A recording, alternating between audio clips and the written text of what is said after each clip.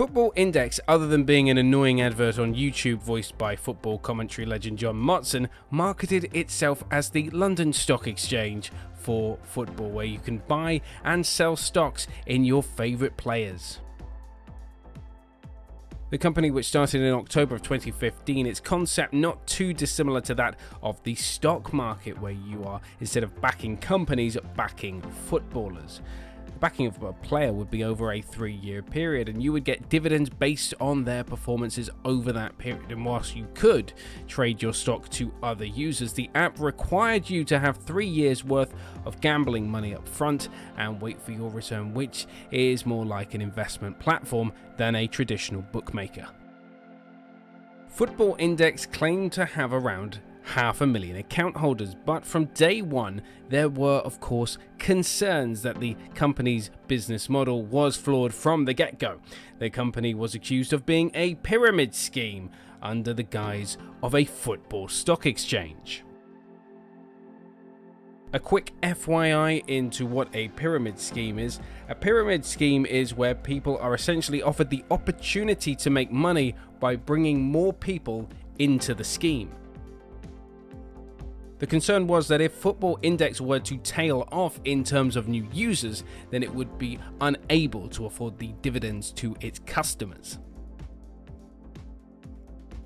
The thing is, with any gambling product, there is of course red tape in the form of government. And in the UK, that's the Gambling Commission, which licenses bookmakers in order to operate. And we've seen the removal of licenses most recently for the Russian bookmaker and alleged sponsor of pirated content, 1xBet. The only indicator that this was not an investment platform was a small warning on the company's website that stated this should not be viewed as an investment platform.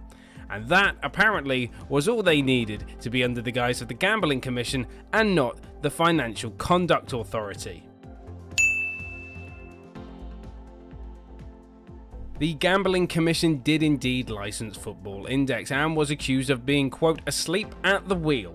The thing is that Football Index acted more like a stock market than a bookmaker. Surely it shouldn't have been under the jurisdiction of the Gambling Commission, but the FCA, the Financial Conduct Authority, who regulates stock markets, investments, and banking. Like with any alleged pyramid scheme, the good times ended in March 2021 when the platform closed down without any warning, with the parent company BetIndex owing £4.5 million in debt. The Gambling Commission, according to reports, had the company on its watch list for over a year before it collapsed, without informing the account holders of Football Index. Now, bettors want to potentially sue the Gambling Commission for the lost money. There is now a public inquiry into the matter. Matt Zarb-Cousin, director of Cleanup Gambling, told This Is Money if the inquiry finds the commission culpable, then unless Football Index users are compensated by the government, they will have been treated as collateral damage.